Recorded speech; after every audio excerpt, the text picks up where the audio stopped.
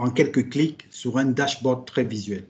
Donc, je voulais un peu positionner la plateforme Power autour de tout ça et je vais passer la parole à mademoiselle Larissa Akunga qui va nous présenter le webinaire de cet après-midi. Larissa, à toi. Bonjour tout le monde. Bonjour, nous t'entendons. Ok, merci. Merci pour la très bonne introduction pour la Power Platform. Moi, je suis Akunga Clarissa, consultante chez ST Digital en charge de la Power Platform. Aujourd'hui, nous allons tenter de vous présenter comment Power Automate comment utiliser Power Automate pour influencer nos métiers. Et quant à cela, avant d'entrer dans une présentation plus détaillée de Power Automate, nous allons nous voulons repositionner Power Automate dans le contexte de la transformation digitale. Car nous savons très bien que la transformation digitale est un enjeu majeur pour les entreprises, quelle que soit la taille de cette dernière ou son secteur d'activité. Alors, la transformation digitale pour accélérer le développement de nos organisations se focalise sur 4 points. Tout d'abord, nous avons la relation client. En se demandant comment engager nos clients et de créer de nouveaux revenus au sein de l'entreprise et également comment avoir de nouveaux clients. Le second point ici, c'est l'optimisation des opérations et des processus. Ici, nous faisons face à une innovation des projets au sein de notre organisation. Par la suite, nous avons la transformation des produits. À ce niveau, nous développons l'offre des points de l'organisation. Et en dernier point, nous avons l'engagement des collaborateurs. Ici, nous posons les questions à savoir comment accélérer les processus au sein de mon entreprise et également comment gagner en efficacité opérationnelle. C'est dans ce contexte alors que Microsoft Power Automate a vu le jour en 2016 au sein de Office 365. Avec Power Automate, on va donc vers plus de productivité personnelle et plus de collaboration. Power Automate s'intègre facilement dans le contexte des business apps, puisque Power Automate est très lié à deux autres solutions de Microsoft, Power Apps et Power BI. Tous les jours, nous sommes confrontés à des actions répétitives avec une intervention humaine et on se demande comment faire pour plus d'efficacité dans le rendement de l'entreprise. C'est à cet effet que nous parlons donc de Power Automate qui est connu sous le nom de Flow.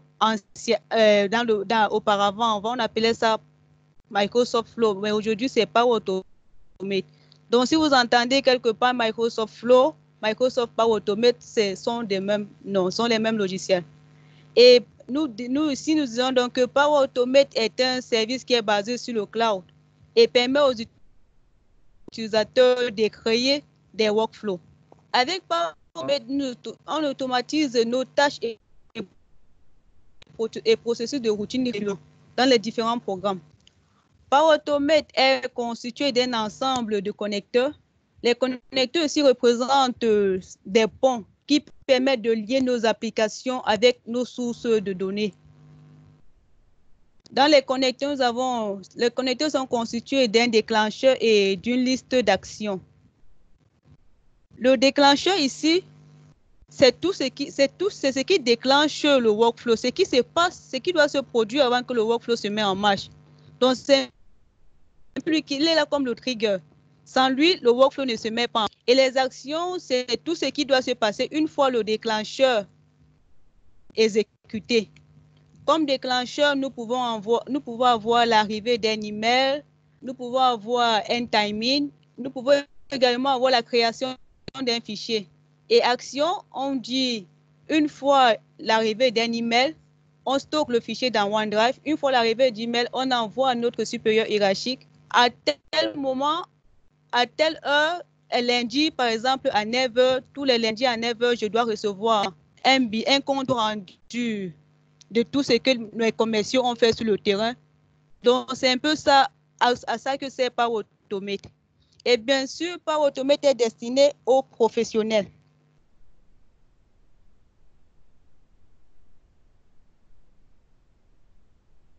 Power Automate a plusieurs connecteurs. Nous avons 250 connecteurs proposés par Microsoft à l'heure actuelle. Et nous pouvons constater qu'on n'a pas seulement des connecteurs de Microsoft, on a également des Google Drive, on a Dropbox, on a plusieurs connecteurs. On peut avoir même des sources de données qui sont en local et on interagit toujours avec Power Automate. Bon, Power Automate permet l'interopérabilité entre les nations pour la logique de la conception de nos applications Power Apps. Nous faisons donc face ici à 3 solutions complémentaires qui vont permettre aux entreprises d'exploiter rapidement leurs données grâce à des applications. Et on s'interroge bien pourquoi utiliser Power Automate. On utilise Power Automate parce qu'on veut réduire les tâches répétitives que nous faisons manuellement. Nous voulons que les tâches que nous faisons chaque jour soient plus efficaces au sein de l'entreprise. Et grâce à l'automatisation des processus, les employés peuvent mettre les compétences au service des tâches pour lesquelles ils ont été recrutés, plutôt qu'aux tâches de routine, plutôt que de faire des mêmes choses chaque jour. Pourtant, on peut automatiser ces tâches et gagner en temps. Microsoft Power Automate nous permet également de rationaliser des divers processus, parmi lesquels nous pouvons avoir la gestion des bibliothèques des documents, l'automatisation des workflows, gérer les alertes par email, gérer des lettres, les rappels de paiement, gérer nos dépenses, les révisions et approbations des documents.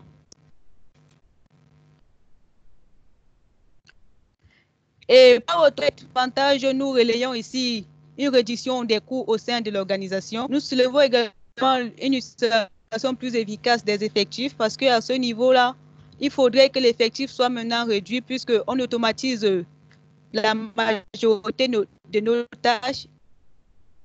On n'a plus besoin d'une personne qui doit appuyer sur des applications puisqu'on peut déjà le faire automatiquement. On a également une collaboration améliorée, une assistance clientèle améliorée également. Et la satisfaction des employés s'agrandit de jour en jour, puisqu'ils ne sont plus là pour faire des tâches répétitives, mais bien au contraire, ils mettent en valeur leurs compétences qu'ils maîtrisent mieux. Quelques exemples que nous pouvons faire avec Power Automate.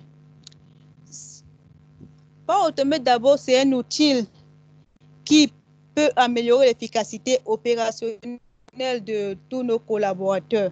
Avec Power Automate va nous permettre d'optimiser nos processus commerciaux. À ce niveau, on peut recevoir un email de compte rendu tous les lundis. On peut être informé de nouveaux prospects et de nouveaux contrats signés. Et au niveau des ressources humaines, on peut accélérer la gestion des ressources, on soumet des notes de frais et dans le domaine de la comptabilité, on automatise le processus d'intégration de nouveaux fournisseurs avec un formulaire et un processus d'approbation. Et en ce qui concerne les gens et les employés qui font de la communication, on peut recevoir une alerte en cas de post de Twitter, sans oublier que Power Automate interagit également avec Facebook. Et pour les collaborateurs, ça facilite le traitement des emails pour les collaborateurs. Bon, nous passons donc à la démo. Nous avons sollicité vous faire 4 démos. La première démo est celle d'une gestion des demandes d'emploi et de stages soumises par courrier. Ici, on va gérer on a fait une offre d'emploi et on voudrait que tous les postulants puissent, que le processus de validation des CV puisse être automatisé. Une fois on reçoit le CV d'un postulant, on automatise directement la tâche jusqu'à la réponse finale au postulant. Deuxième démo, on va envoyer des réponses d'un formulaire Forms pour approbation. Également, comme j'ai dit tantôt, on n'a pas uniquement des connecteurs Microsoft, on a des connecteurs même de Google. Donc là, je vais vous montrer comment on peut synchroniser les nouveaux fichiers OneDrive des fichiers Google Drive. Et on peut également recevoir des rappels quotidiens par mail. Peut-être moi, tous les matins, je dois faire une tâche bien précise. Je dois envoyer mon rapport tous les matins à 9 heures. Et parfois, il peut arriver que j'oublie. Je peux automatiser cette tâche en disant que tous les matins à 9 heures, je veux un rappel par mail. Et ça se répète après toutes les 15 minutes, tant que je n'ai pas arrêté mon workflow. Nous pouvons le faire. Bon, sans plus tarder, je vais vous présenter la première démo. Voici en quelque sorte comment le workflow doit se présenter. Lorsque le postulant envoie son CV, en interne, on a une réception. On a réception d'un email avec pièce jointe. Et une fois on reçoit la pièce jointe, on stocke cette pièce jointe dans une bibliothèque de documents SharePoint. Ensuite, on envoie la pièce jointe au responsable technique qui doit la consulter, regarder si le profil est correspondant, si c'est ce qu'il recherche sur le candidat. Si c'est oui, il envoie aux ressources humaines pour consultation et ensuite on envoie l'email à l'expéditeur, donc au postulant, pour lui dire si réellement il doit passer pour un rendez-vous ou bien sa demande a été rejetée. Bon, nous allons d'abord faire cette démo. J'ouvre mon navigateur. Je partage mon navigateur avec vous.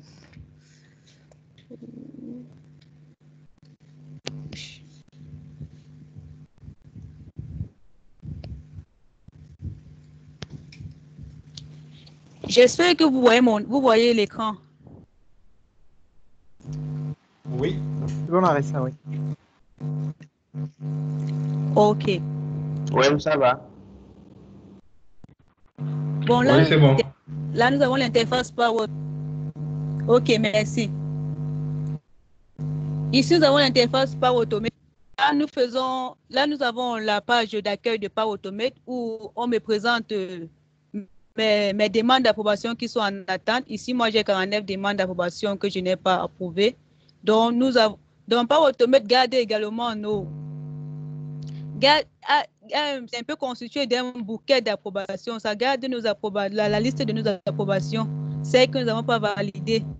Et si ça présente une collection de modèles, on n'a pas besoin d'être un développeur pro pour manipuler Power Automate. Si déjà on a déjà notre schéma en tête, c'est que nous on veut, on peut réaliser. Et Power Automate nous propose des modèles déjà prédéfinis à l'avance. Je vais vous présenter quelques modèles après. Ici, on vous présente, ici, là, c'est tout ce que vous avez eu à utiliser récemment. Bon, moi, je vais venir à mes flux. Là, c'est tout ce que vous avez déjà eu tous les workflows que vous avez déjà eu à réaliser. Ça s'affiche à cet onglet. Et flux d'équipe, c'est ce que vous avez partagé en équipe. Et flux de processus métier sont les workflows que vous avez fait concernant les processus métiers. Et flux d'IU, c'est concernant. Je dois créer un nouveau flux. Ici, je veux créer un flux à partir de zéro, un flux qui sera automatisé. Automatisé parce que je ne veux pas passer le temps à appuyer sur un bouton pour déclencher le workflow. Ça va se déclencher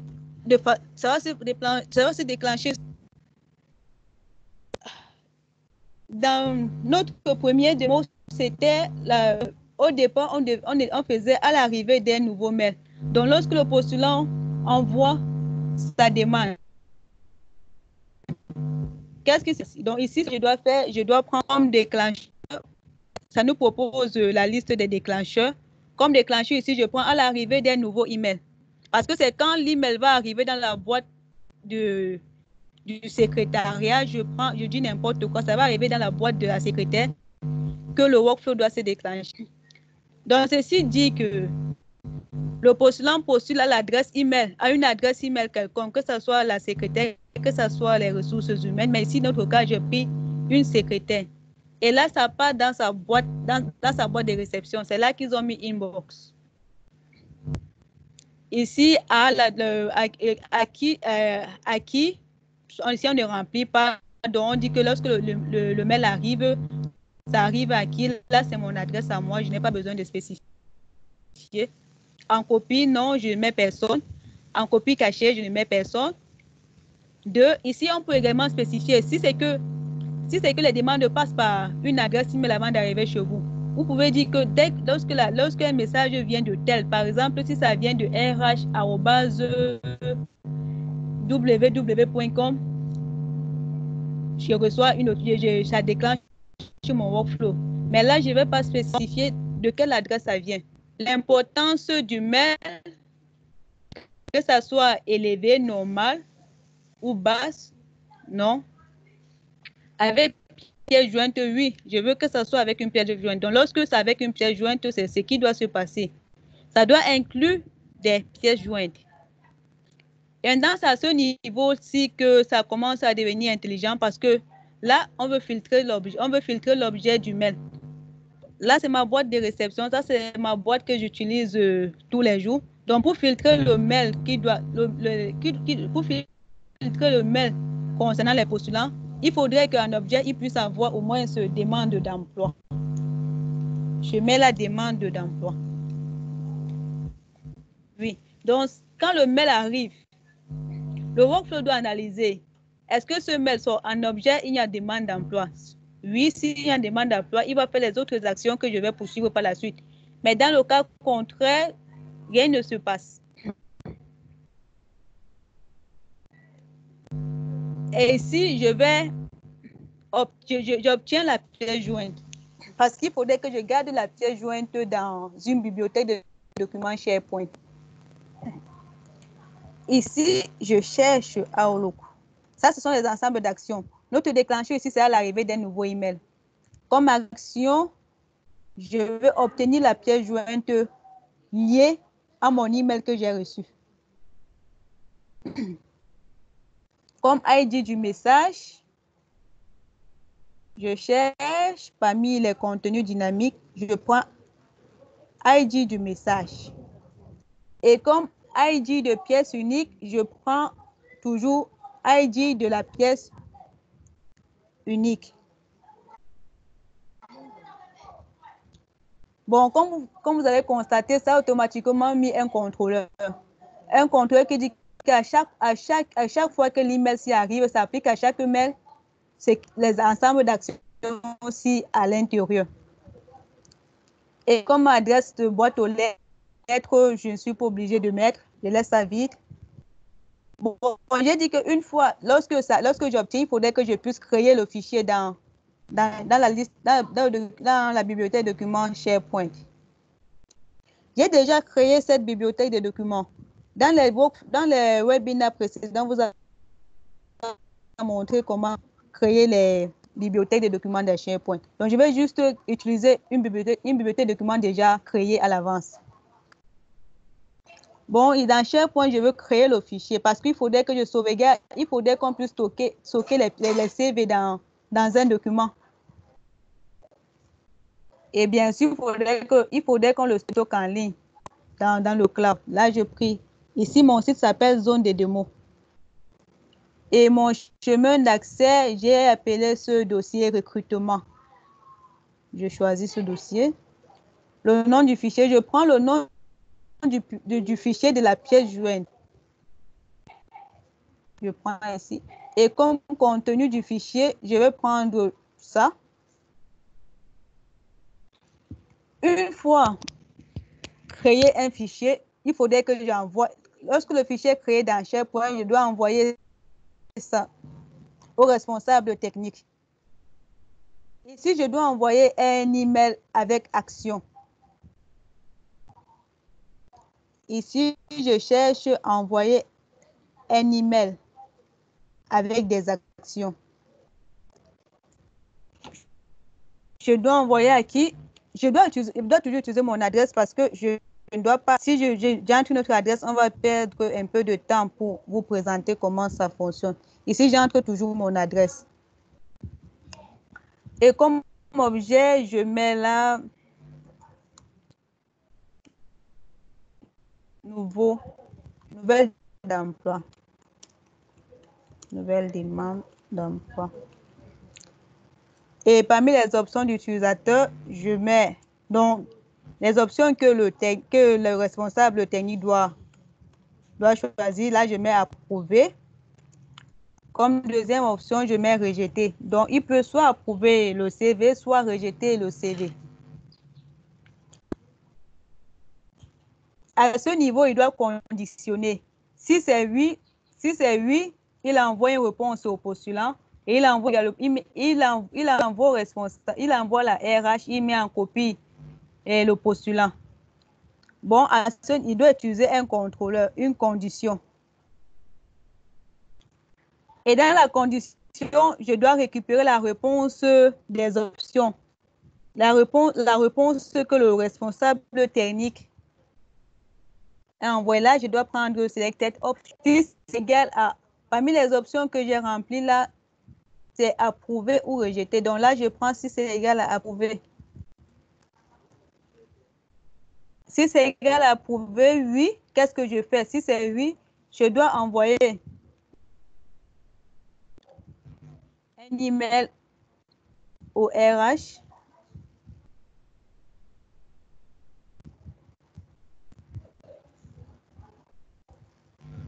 Ici, je peux prendre une autre adresse. Je vais prendre mon adresse Outlook.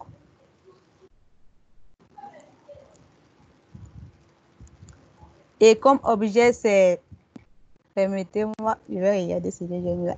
Nouvelle demande d'emploi.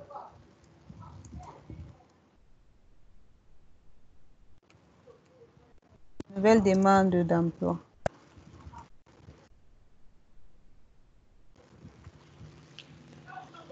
Et dans le code, j'ai dit bonjour, monsieur.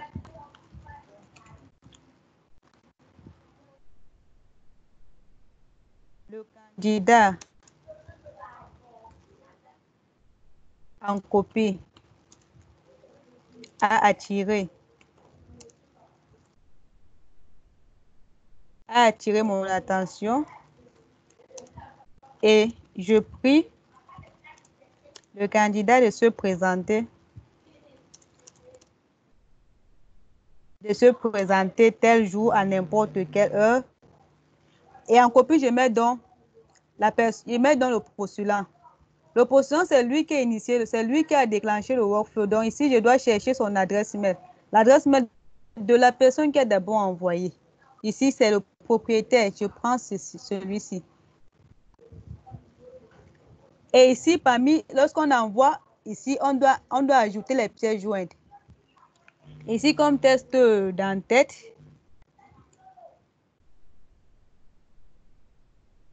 CV à consulter. Le test de sélection, on peut remplir, c'est pas obligé tous ces champs-ci. Je peux mettre veuillez consulter. Comme quand j'écris arriver d'une nouvelle demande. Merci de consulter et de contacter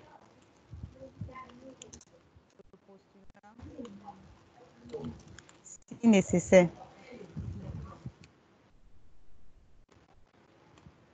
Et l'importance, on laisse par défaut. Et pour la pièce jointe, je récupère la pièce jointe, je récupère le CV que le postulant a eu envoyé. À cet effet, ici, c'est le nom du CV c'est le nom du fichier que je dois entrer.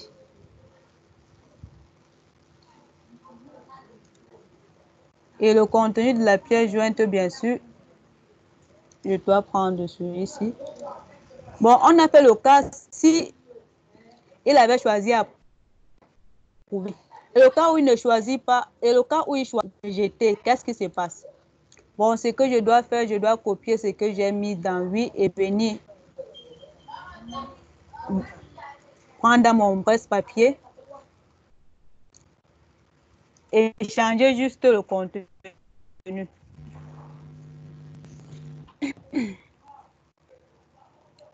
Veuillez patienter quelques instants. Oh, putain. Veuillez patienter, c'est un problème avec la connexion. Veuillez patienter.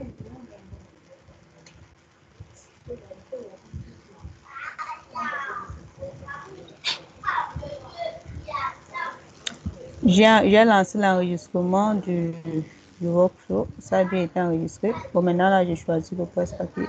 Cannot get BID. Bon, là, ce qui se passe, c'est parce que ça travaille avec d'autres données, raison pour laquelle ça ne copie pas. Bon, on va créer ça à nouveau. Outlook.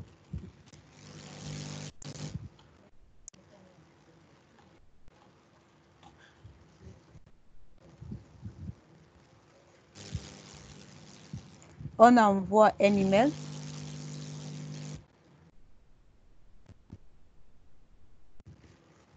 J'envoie. Là, j'avais choisi. C'est la même adresse que j'ai mis là, larissa.outlook.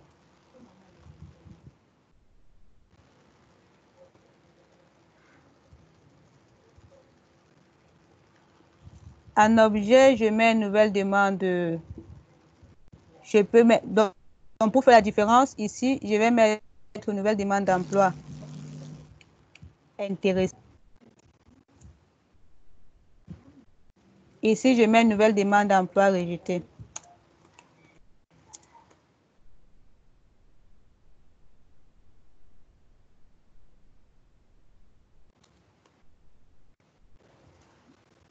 Et dans le code, je vais copier la même chose. Bonjour, monsieur. N'a pas attiré. Je mets juste la négation. N'a pas attiré mon attention. Et je prie le candidat. Je suis désolé pour le... Et je suis désolé pour le candidat.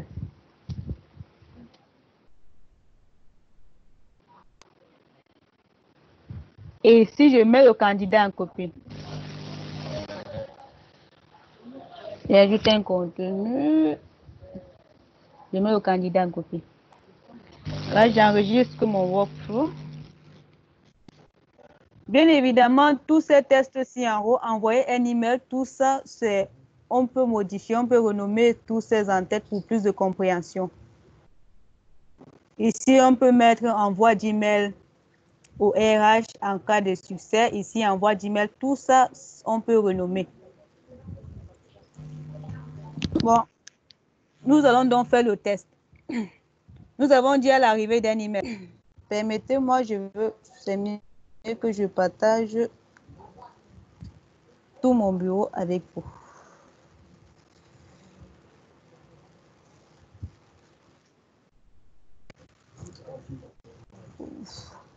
Bon, là, je dois envoyer email à larissa@st.digital et un objet, puisque j'ai mis un filtre au niveau de l'objet.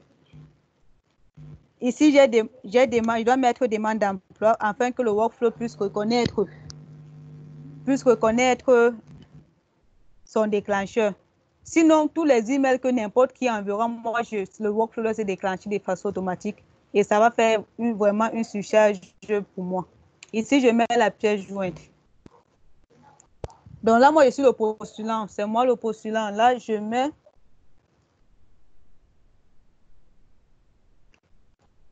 Bon, comme c'est le postulant ici, il faudrait que je vienne... J'avais mis la même adresse que le RH pour le postulant. Donc, il faudrait que je change, je mette même mon adresse Gmail.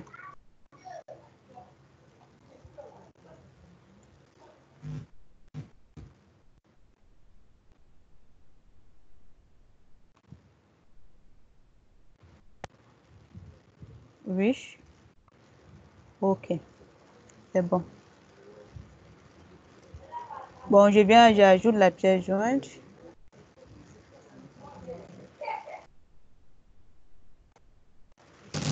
Une fois toute la pièce jointe, là, c'est moi le postulant. Je suis en train de postuler une demande d'envoi.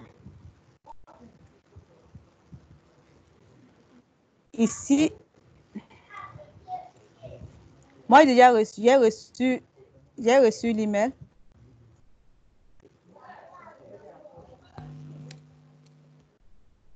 Bon, nous, on a dit là échec. Voyons pourquoi nous faisons face à l'échec.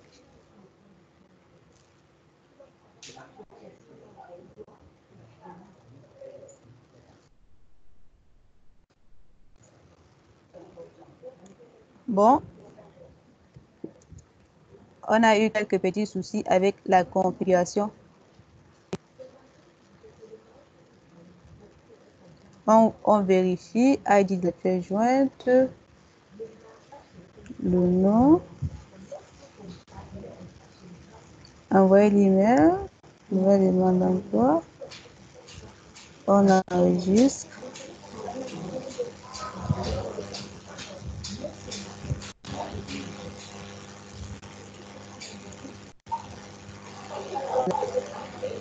Le test, je vais refaire ça.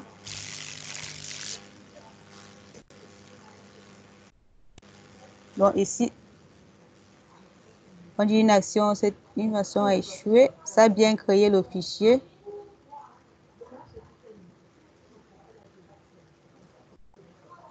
On dit qu'il y a un champ qu'on n'a pas rempli.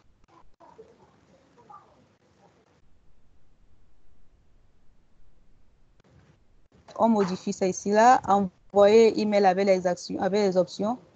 On a approuvé, rejeté. Ici, on a le contenu de l'email qu'on n'a pas, de la pièce jointe qu'on n'a pas mis.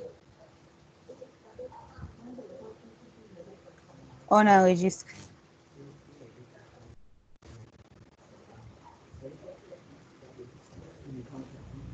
Et ici, on refait encore notre test.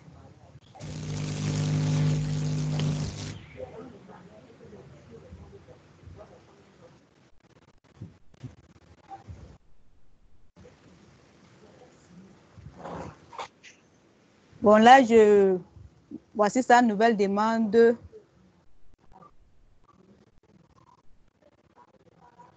Ici, j'approuve.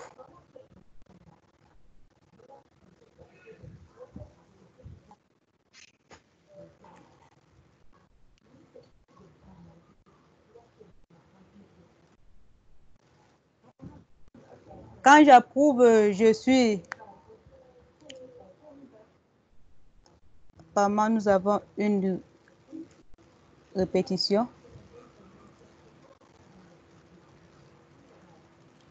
J'ai déjà approuvé. Et nous pouvons bien constater ici, là, on a dans notre bibliothèque de documents, on va actualiser pour voir le fichier que je viens de charger.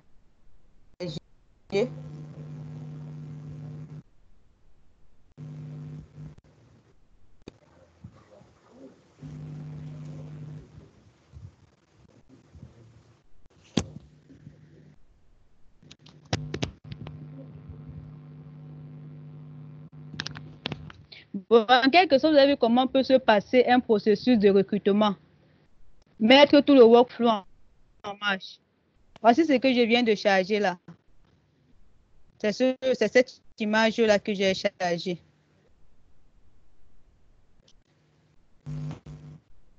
Bon, nous allons passer à notre deuxième workflow qui est d'envoyer les réponses du formulaire Forms pour approbation. Ici, je vais vous montrer comment utiliser ça avec à partir des modèles. Comme j'ai tantôt parlé des modèles. Voilà, je dois désactiver mon workflow pour ne plus faire. Bon, là, j'ai le modèle. Comme je disais tantôt, on n'a pas besoin de faire le workflow de bout en bout. On a déjà les modèles prédéfinis. Donc, Microsoft nous propose des panoplies de modèles. Et patienter.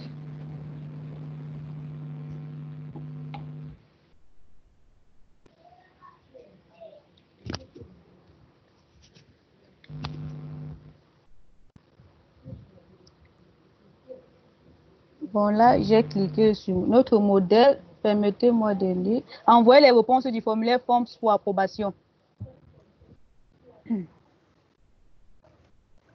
Moi aussi, je peux rechercher Forms. Ça me fait proposer l'ensemble. Bien entendu, Forms, c'est l'un des produits de Microsoft qui nous permet de faire des formulaires de sondage. Et si je dois utiliser un formulaire déjà fait, j'ai dit envoyer des réponses de formulaires pour approbation. Là, nous voyons nous faisons face à 4 produits formes, l'objet approval et one. Là, c'est déjà un modèle prédéfini. Donc, on a déjà tout fait. Tout ce qu'on doit faire, c'est juste de remplir.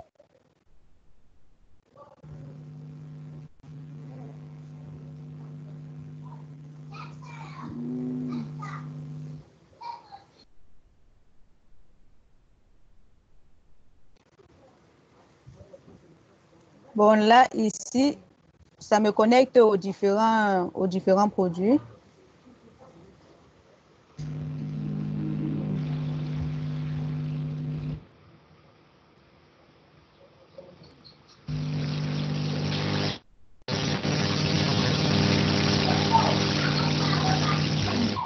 Puis, j'appuie là sur continuer.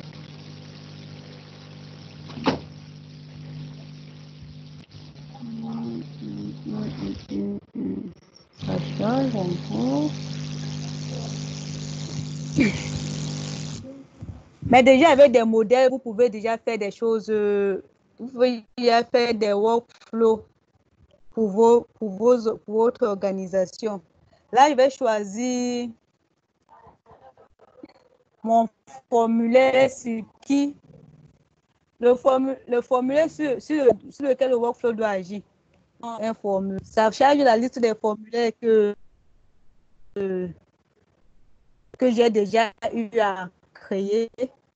Là, je vais prendre formulaire démo event. Je choisis ça. Et qu'est-ce qui se passe? J'applique à chaque réponse du formulaire.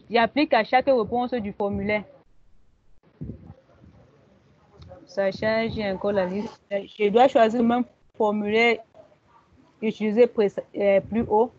Là, ça va commencer. Ça démarre et ça attend une approbation. Là, on a dit que approuver ou rejeter le premier à répondre. Le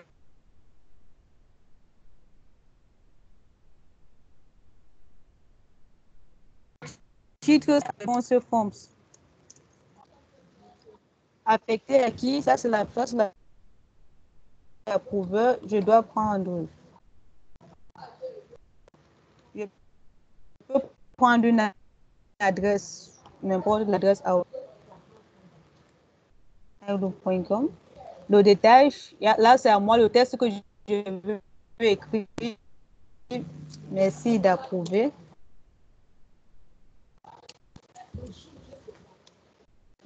Je lis vers l'élément, ça dépend si je veux que l'approbateur puisse consulter un lien. Là, j'ai un seul lien à ce niveau. Je vais écrire le lien, je l'écris. Ici, là, c'est l'approbation. On démarre et on attend une approbation. Une fois démarré l'approbation dans une condition, on récupère les réponses de l'approbation, les réponses de l'approbateur. Si la réponse est égale à approuve, puisque là, on a dit que les options étaient approuvées ou rejetées, donc là, on dit que si la réponse est égale à approuve, on crée dans une liste SharePoint. Je peux enlever cette action parce que l'élément qu'on doit créer dans la liste SharePoint doit prendre en charge, doit enregistrer toutes les réponses du formulaire dans la liste SharePoint.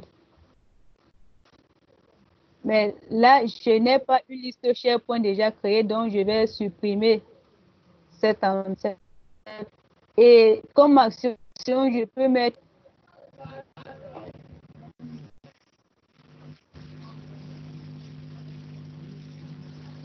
et comme action,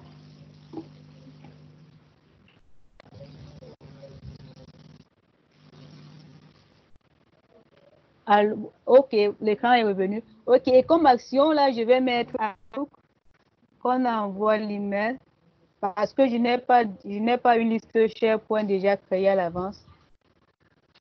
Vous pouvez mettre n'importe quelle action que vous voulez une fois l'approbateur a dit oui.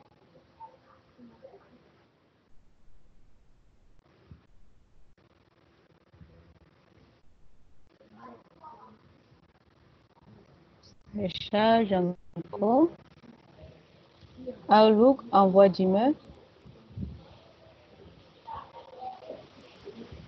Et là, on peut également écrire des fonctions d'emploi automé. Ce n'est pas juste du cliquer et attendre. On peut également écrire des fonctions d'emploi automé. Envoyer et prêt pour envoyer l'email. Là, envoyer l'email. J'envoie ici, je dois envoyer.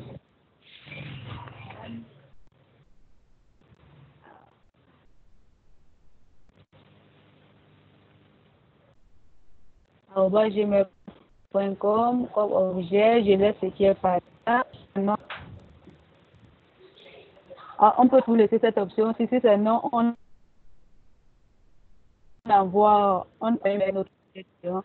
J'enregistre le workflow.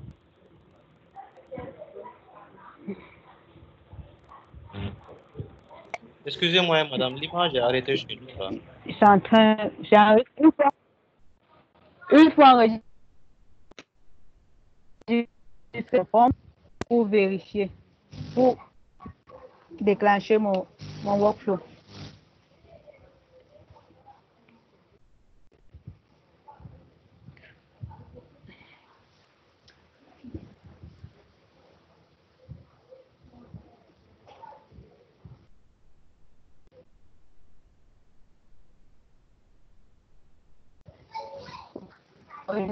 Et comment le workflow doit s'exécuter. Là, il n'y a pas encore d'action.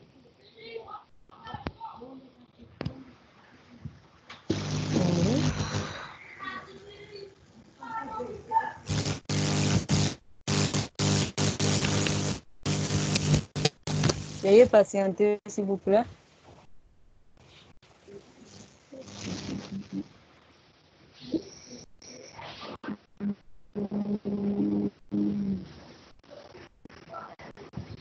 Bon, là, je patiente afin d'être synchronisé avec vous. Je vois que mon écran ne s'est pas encore affiché réellement sur vous.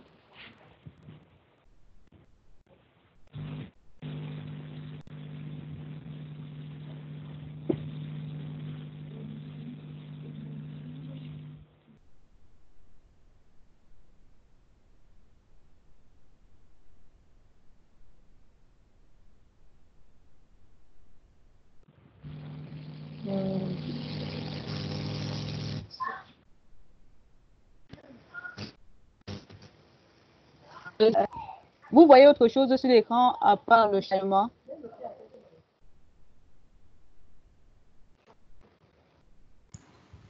On a Forms qui est en train de s'ouvrir.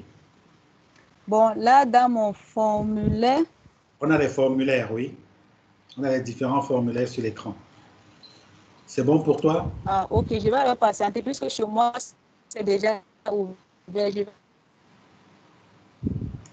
patienter. Ok, merci.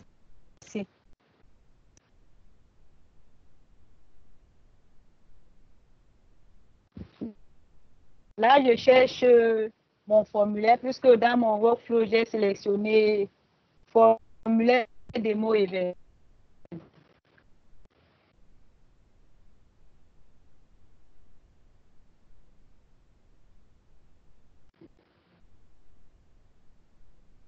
C'est ça que je vais choisir.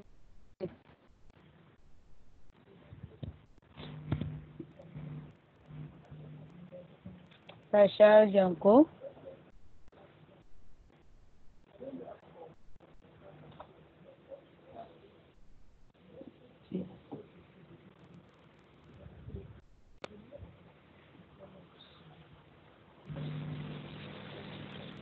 Vous êtes toujours sur l'écran de l'ensemble.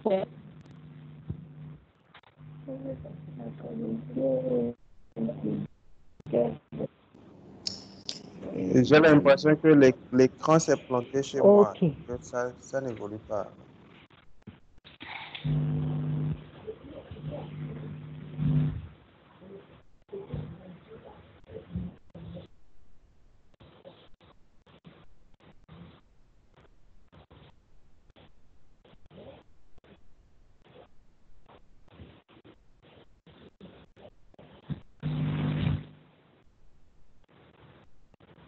C'est toujours l'ensemble des formulaires que vous voyez bien, ça a changé.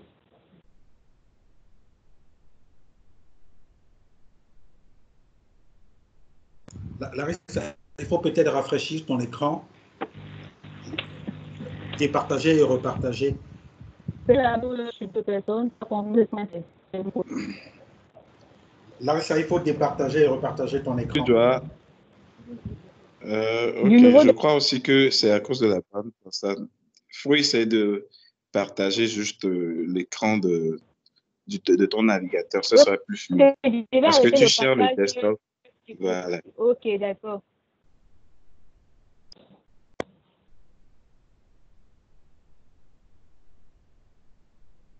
Ok.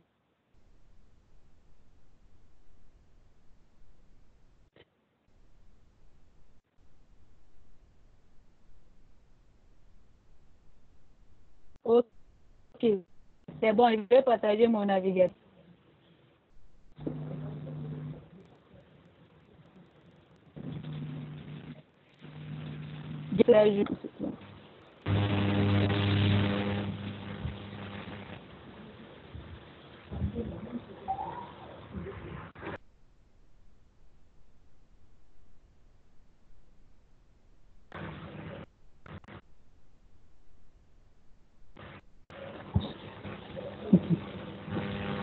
Comment vous avez toujours le même écran?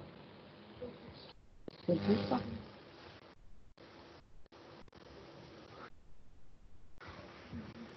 Ok, ça.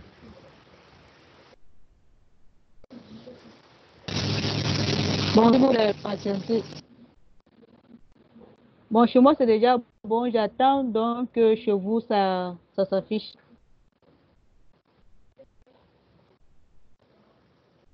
Ok, on a le c'est bon. formulaire démo event. C'est bon pour toi? Oui. Ok. Oui, c'est bon, c'est bon. Je vois également l'écran partagé. Merci. Ok, bon là, je dois remplir mon formulaire juste entre une adresse. J'entre n'importe quoi. C'est un champ test qu'il faut remplir. Bon, je viens là sur... Je vois que l'écran n'a pas toujours bougé chez vous.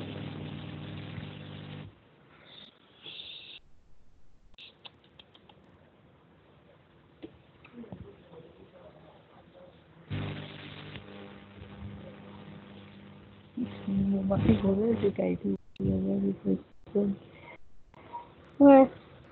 Ok. Moi, j'ai déjà rempli le formulaire. Je viens voir mon workflow, je regarde comment c'est en train de s'exécuter.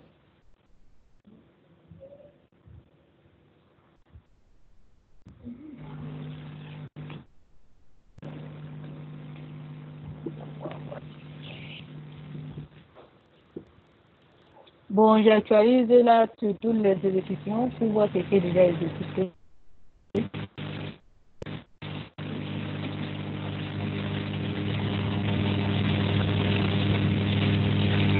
Bon, je patiente que vous ayez même affiché.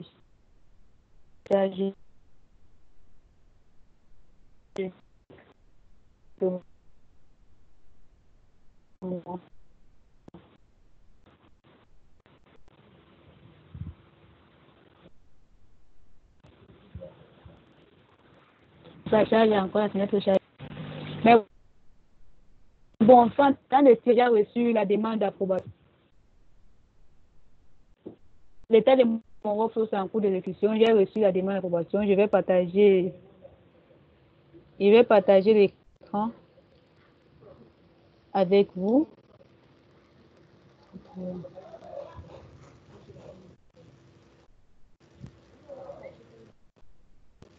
Bon, là, je partage ma messagerie avec vous. Voici ça, approbation de la demande de réponse, la réponse forme à 17h05. Et si j'approuve.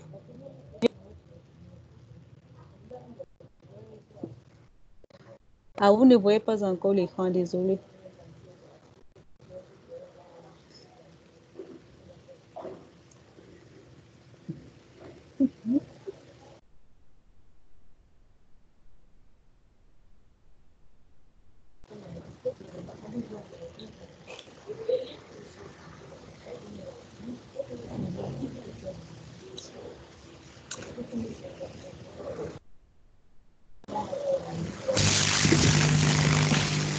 Bon, entre-temps, je vous prie de poser les questions si vous en avez le temps. La bande passante.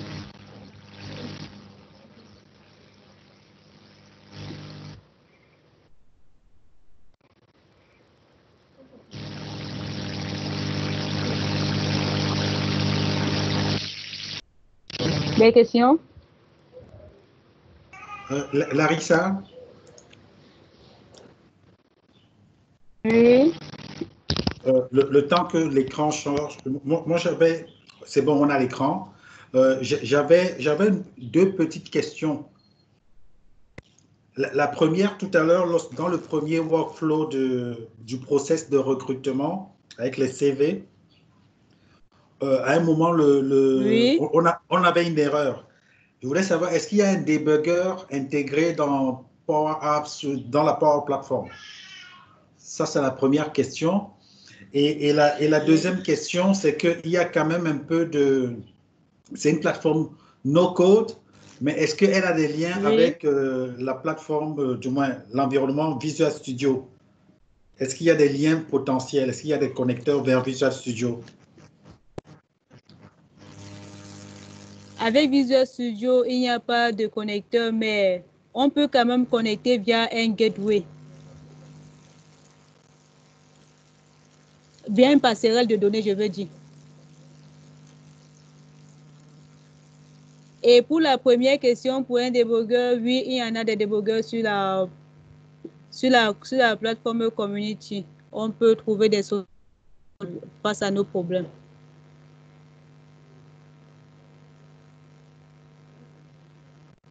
OK, merci. Est-ce qu'il y a des personnes qui ont des questions, des précisions ou qui veulent qu'on revienne sur quelque chose? Je sais qu'il y a eu quelques petits problèmes de qualité de son et d'image. Mais est-ce que vous avez des questions éventuelles dans la salle?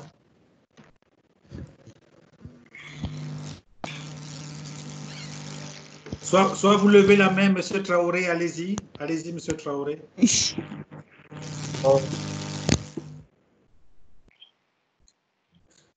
Moi, ma question porte sur la présentation. Du côté, si elle peut un peu reprendre cette partie, puisque moi, de mon côté, là, ça pu très bien.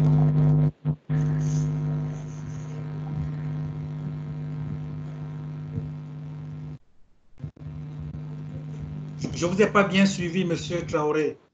Qu'on reprenne la partie présentation. Côté forme, puisque chez moi, je n'ai pas pu vraiment suivre en plein temps parce que ça passait au ralenti. La voix et la présentation n'étaient pas cohérentes. OK. On ne va pas reprendre tout de suite, mais on va faire une session avec vous demain si vous avez un peu de temps sur cette partie-là. Il n'y a pas de problème.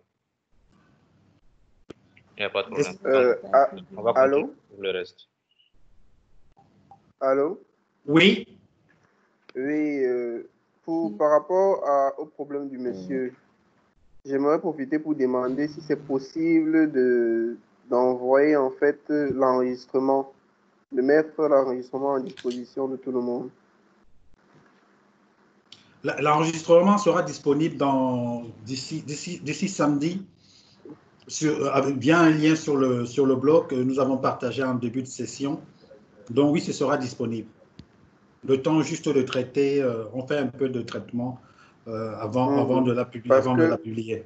Oui, justement parce que ça répondrait justement à sa question de reprendre en fait la vidéo. Ce serait mieux en fait qu'il y ait ce lien-là. Le lien sera partagé. Ok, merci bien.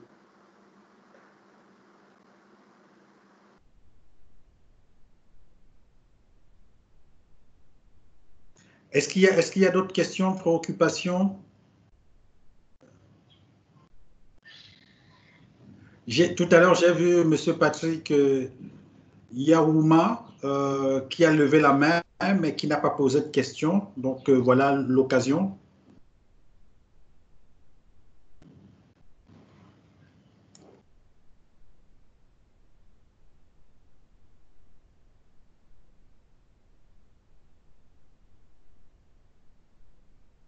Sinon, vous avez dans le chat, j'espère, Jean-Philippe, est-ce que tu as partagé le lien du questionnaire de satisfaction pour que ceux qui n'ont pas de questions puissent commencer à remplir?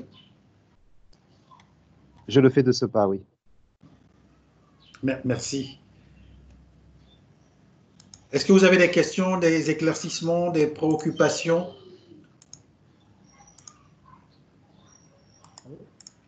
Oui. Bonsoir tout le monde. Oui, bonsoir, monsieur. Mon souci, c'est que au niveau de l'intégration avec Visual Studio Code. Oui, quel est votre souci? Vous voulez savoir s'il y a une intégration? Oui, avec Visual Studio Code. Est-ce que c'est possible de créer un module avec Visual Studio Code et de le connecter sur Power, sur la plateforme? Bon, avant de passer la parole aux spécialistes, aux experts, si je peux dire, les plateformes comme Power Apps ou d'autres que vous connaissez peut-être comme GoFader ou Zapier, c'est des plateformes d'automatisation des processus métiers tout simples, d'accord? Qui, en fait, l'idée, ce n'est pas de mettre du code dedans. Maintenant, comme je l'ai posé comme question tout à l'heure, j'ai demandé est-ce qu'il y a des connecteurs, parce qu'il y a des gens qui veulent piloter les applications métiers développées par Power Apps, mais à partir de Visual Studio. D'accord? Donc, oui, il y a pas de lien direct, mais on peut le faire. Je crois qu'il y a Silver qui est là, Makadi, Larissa, arrêtez-moi si je raconte quelque chose qui n'est pas vrai. Donc, et sentez-vous... OK. Voilà. Oui, Larissa, pour compléter. On va le faire et justement, c'est sur ça que ça va porter, c'est sur ça que ça va porter la présentation de vendredi. Comment intégrer nos données qui sont en local avec Power Automate. C'est sur ça que ça va porter la présentation. On peut le faire en passant par des passerelles de données. D'accord. Voilà, Patrick. J'espère que la réponse est claire. Oui, elle est très claire, merci. OK. Alors, Oui. c'est possible d'avoir le PowerPoint? Le PowerPoint, on va le voir après en one-to-one. D'accord, OK, merci.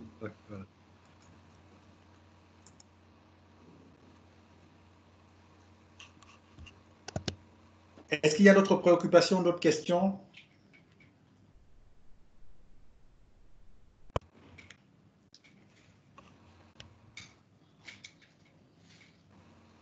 Pour ceux qui ont Power BI, Power Automate, les licences Office 365, c'est vraiment une plateforme d'automatisation des processus. Vous l'avez vu dans la présentation. Tous vos métiers, d'accord, que ce soit le commercial, la paye, pour accélérer la gestion des dépenses, la comptabilité pour intégrer de nouveaux fournisseurs, le help desk pour faire le recensement des assets, d'accord, l'inventaire, comment je peux surveiller la marque, qu'est-ce qu'on dit de mon entreprise sur les réseaux sociaux, je peux automatiser cela très rapidement avec Power Automate, le traitement des actions récurrentes pour les salariés, pour les collaborateurs, c'est quelque chose qui se fait très rapidement en termes d'efficacité opérationnelle dans l'entreprise et surtout qui peut se faire directement par les métiers. Donc, la direction informatique peut mettre à disposition ces éléments pour les métiers. D'accord?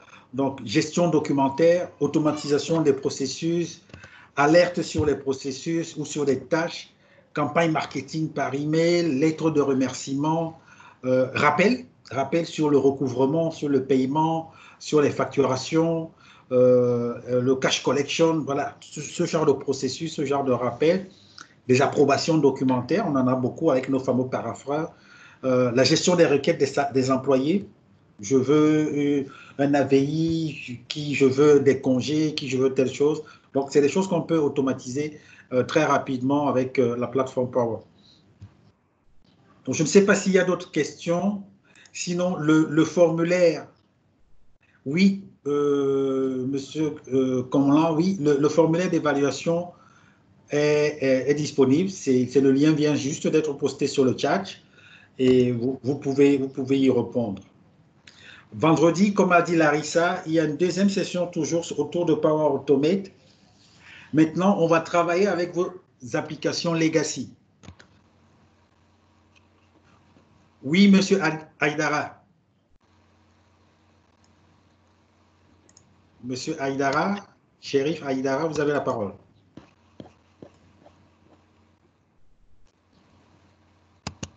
Bonsoir. Bonsoir. Au fait, j'ai une question à poser. Là où elle avait écrit, là où c'était écrit filtre objet. Donc là-bas, elle a écrit candidat recherche d'emploi quelque chose. Donc ça, je voulais savoir, est-ce qu'on peut mettre d'autres mots au lieu de recherche d'emploi, par exemple, au lieu de recherche d'emploi?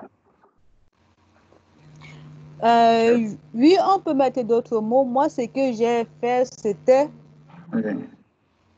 Puisque généralement, en entreprise, on a une boîte aux lettres uniquement pour les demandes d'emploi, pour recevoir les CV des postulants.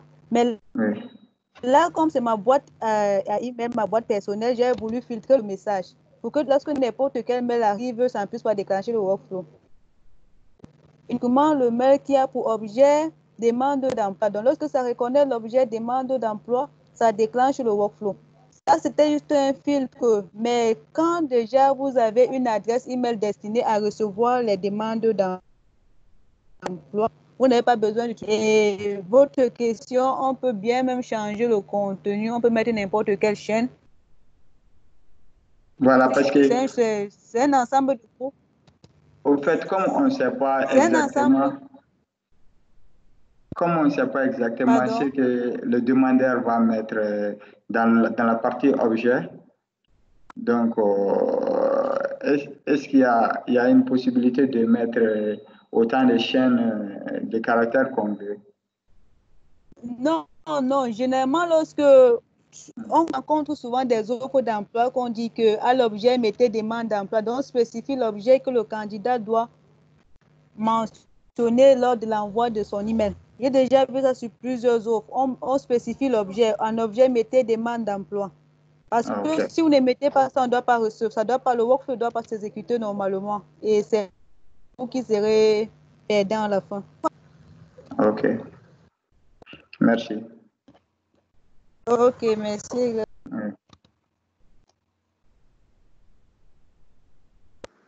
Allô? Oui. Oui, je voudrais ajouter, et aussi, généralement, les entreprises ont beaucoup de mails à traiter, ce qui fait que si on ne mentionne pas souvent les spécificités qui ont été demandées, le traitement de nos mails, du moins de nos demandes d'emploi, ne sont pas, du moins, ces mails ne sont pas traités après. Donc, c'est ça que je voulais ajouter. OK, merci pour l'ajout. OK. C'est M. Soro? Oui, oui. C'est très bien, merci. Monsieur Soro, vous permettez? Oui, c'était M. Temani. OK, M. Soro, oui. Oui, bon, ma question est relative à celle posée par M. Chérif. Enfin, j'aimerais savoir si l'objet est sensible à la casse. Je dis n'importe quoi, demande d'emploi. Bon, quelqu'un met par exemple un S à emploi. Est-ce que ça va traiter ou bien ça ne va pas traiter? Si non, ce n'est pas sensible à la casse. Mais si dans le paramétrage, on met demande d'emploi tout court et que l'utilisateur, sinon le candidat, met demande d'emploi avec un S par exemple à emploi, ça prendra en compte.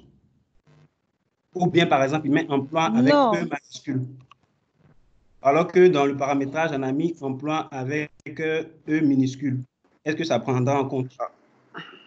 Allô? Oui, ça doit prendre en compte. Allô? Allô? J'ai répondu à la question. Allô? J'aimerais répondre aussi à sa question, ajouter quelque chose.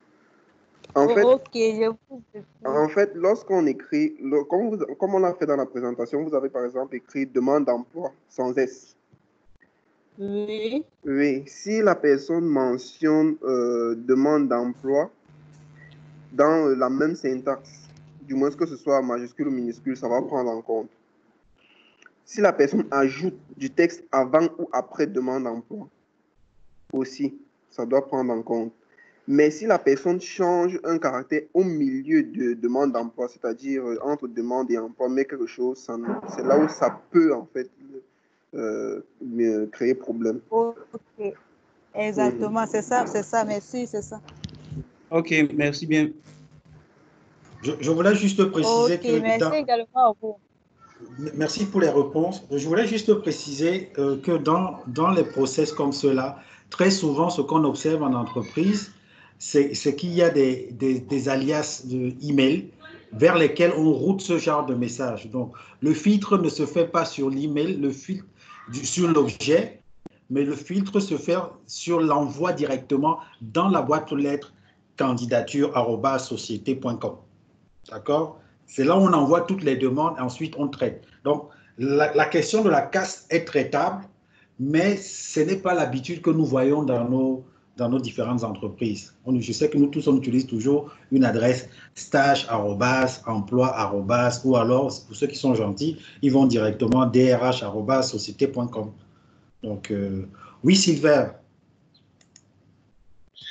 OK, pour ajouter un petit truc à ce que Larissa disait aussi, dans ce genre de situation, pour éviter ou bien pour minimiser le risque d'erreur, il est un peu préférable dans la mesure où on est censé écrire demande d'emploi, on peut tout juste écrire emploi et tout ce qui vient d'emploi, ça va limiter un peu le taux d'erreur qui viendra parce qu'il y a des gens qui feront des petites erreurs et le filtre est censé valider le string avec tout ce que la personne écrit. Donc, si au milieu, comme la personne après moi avait dit, si au milieu la personne fait une erreur, donc ça ne prend pas. Donc, c'est un peu conseillé d'écrire peut-être un string emploi. Comme ça, tout ce qui aura trait à emploi serait directement va directement déclencher le workflow. Merci. Ok, merci Sylvain, merci. Allô? Allô? Oui. Désolé de déranger, mais je pense que... Vous ne dérangez pas, M. Temani. Juste emploi, en fait, va créer un autre problème. Le fait que ça va permettre, en fait, d'accepter une large gamme de mails encore. S'il voit à peu près ce que je veux dire. En fait, je pense que ce qui est mieux de faire, c'est, si c'est possible, de dupliquer, en fait, la tâche et de changer peut-être et de modifier, en fait, le demande d'emploi là, pour essayer de mettre peut-être un S, ça dépendra maintenant du type d'erreur qu'on rencontre, en fait. Si vous voyez la chose. Ce qui se passe, c'est un filtre de chaîne dans l'objet. Donc, quand vous envoyez un email, ça recherche dans l'objet, ça recherche les chaînes de caractères. J'ai compris cela. Ce que je suis en train de faire comprendre, c'est que le fait de dire emploi simplement. Par exemple, les mails où je vais, si peut-être j'envoie un mail et je mets employé, vous voyez que ça va prendre, ça va déclencher le workflow, alors que ce n'est pas un mail de demande d'emploi. Ouais, c'est vrai, ça c'est vrai. Ok, c'est vrai, merci. Donc, c'est à nous de définir nos paramètres et nos caractéristiques. En fait. Ok, merci. Merci pour vos contributions aux uns aux autres. Nous allons prendre encore 2 questions. Oui, allô? Oui. Oui, bonsoir. Bonsoir, M. Koulibaly. Ok, je sais que ma question va être donc relative à Microsoft Dynamics. Je sais que Dynamics donc, incorpore un concepteur de workflow en son sein. Alors, ma question est, est-ce que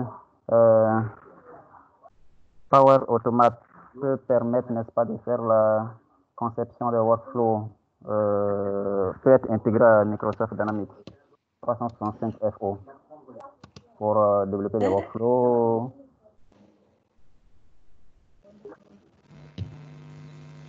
Et ensuite, deuxième question, c'est un peu, elle est relative à la réponse qui vient d'être donnée. Quand on me dit qu'employé donc peut faire pour l'objet qui est demande d'emploi et pour quelqu'un qui met employé, le workflow peut se déclencher. Bon, je ne comprends pas. Employé, il y a un Y. Alors, est-ce que ça veut dire que c'est pas tous les caractères qui sont considérés et que c'est juste une partie du caractère qui est considéré? Donc, c'est ma question. Je ne comprends pas bien.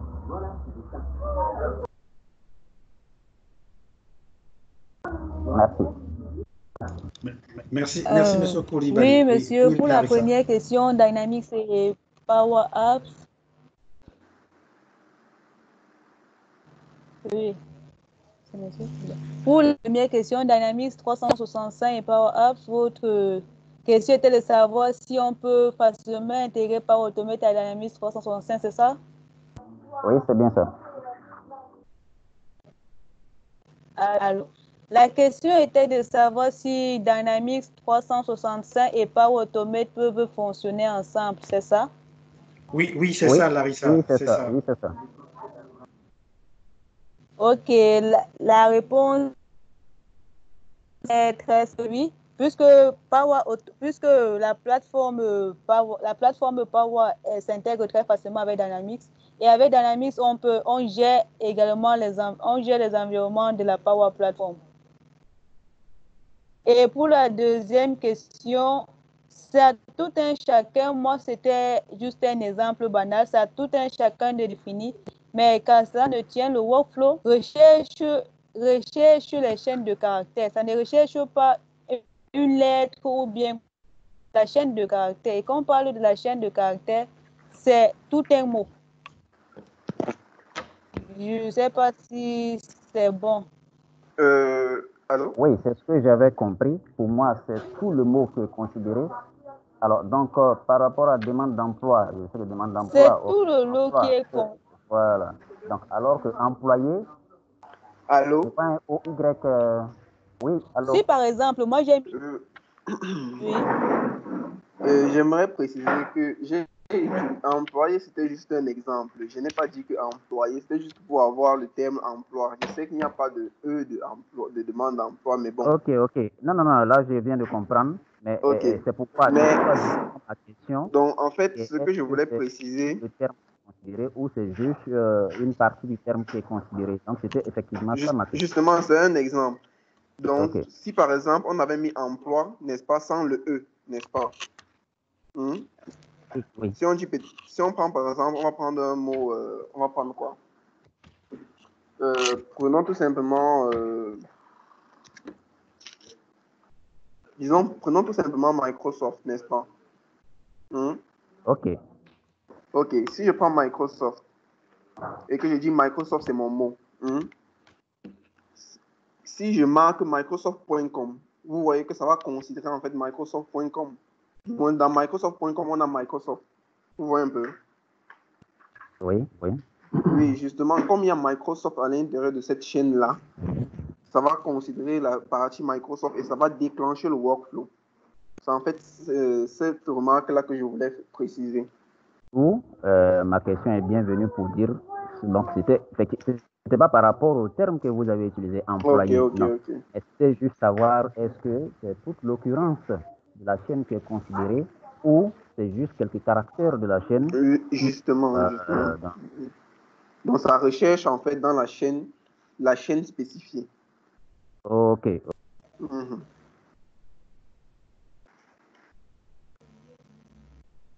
Merci. Sinon, il y a une contribution de... Merci, M. Koulibaly, et merci, M. Temani, pour vos différentes... pour la belle discussion déjà et vos différentes contributions. Une autre de Jean Carmel, qui dit pour cette problématique, c'est conseillé de dédier une adresse email aux demandes d'emploi et tous les emails envoyés à cette adresse pourront déclencher le workflow. Voilà, donc et après compléter avec un string d'occurrence. Ok, c'est tantôt ce que je disais, c'est parce que c'est mon adresse personnelle que je suis en train d'utiliser que j'ai utilisé cette recherche d'objets. Mais si c'est une adresse destinée à l'offre d'emploi, on n'a pas besoin de paramétrer ce champ. Et c'est ce champ BITIS qui est destiné uniquement pour les... Effectivement, Larissa. Les Camerounais sont têtus. Non, si c'est pour ça, on ne doit plus mettre l'objet. Si on a une adresse destinée à ça, moi j'ai pris l'exemple parce que c'est mon adresse personnelle à moi. Je veux filtrer les mails qui arrivent, les mails qui vont déclencher le workflow. Mais si déjà j'ai une adresse destinée uniquement pour les demandes d'emploi, là, je n'ai pas besoin de paramétrer le champ objet. Peu importe l'objet que le candidat entrera, ça va déclencher le workflow. Ok, je pense que vous voyez, c'est l'illustration des problématiques que nous avons, des problématiques réelles que nous avons en entreprise.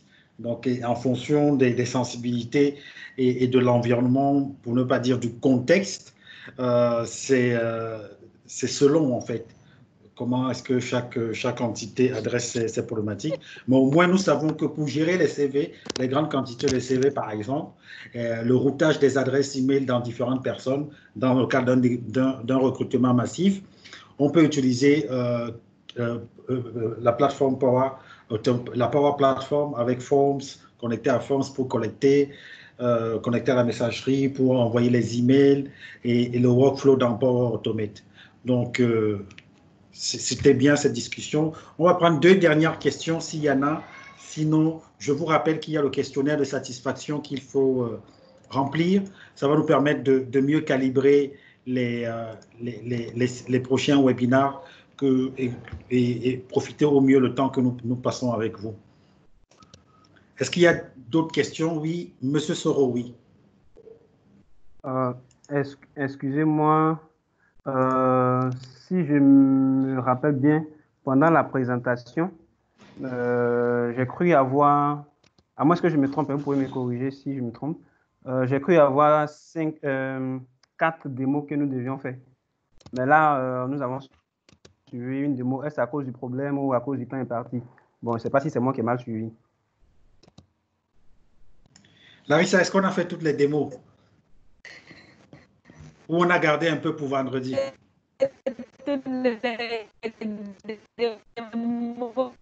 C'est juste... Non, vraiment désolé.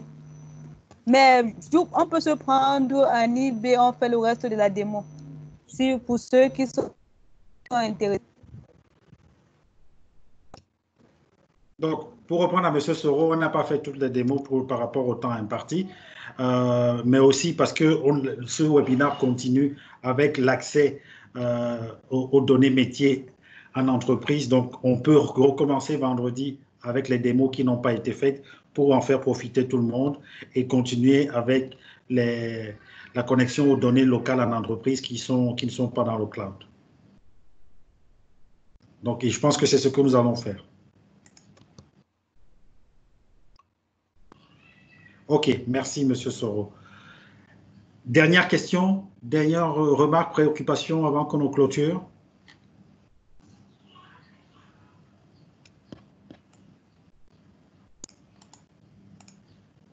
OK. Je vous donne rendez-vous pour vendredi à la même heure. Et nous allons recommencer avec les deux dernières démos qui n'ont pas été présentées et continuer avec la démo sur comment on peut, à partir de Power Automate, attaquer les données en local. C'est-à-dire, j'ai mon vieux logiciel qui tourne sur une vieille version de Tomcat qui produit des données quelque part dans mon application métier et je veux les consommer dans Power Automate. Comment est-ce que je fais? Donc, nous allons le voir vendredi pour clôturer le cycle autour de Power Automate. Je vous remercie pour votre patience, je vous remercie pour vos contributions, je vous remercie pour votre attention et je vous invite encore à remplir la fiche d'évaluation, à nous donner vos commentaires, vos feedbacks. N'hésitez pas à revenir vers nous. Moi, c'est joel@st.digital, larissa@st.digital, Jean-Philippe @st.digital, Jean-Philippe Laguna qui est le responsable de la formation, qui est un peu l'opérationnel en charge de tout ce cycle de webinaire que nous avons mis en place depuis le début de la pandémie. Donc, merci encore et je vous souhaite une bonne fin de journée et à vendredi. Merci. OK, bonne fin de journée. Merci à vous. Merci. En fin de journée, au revoir. J'espère que le formulaire n'est pas obligatoire. Hein. Non, le formulaire n'est pas obligatoire, mais il est intéressant de le remplir. Moi, les formulaires, ça fait 2. Ce n'est pas long, c'est 3-4 questions. Je sais pas. C'est toujours 3-4.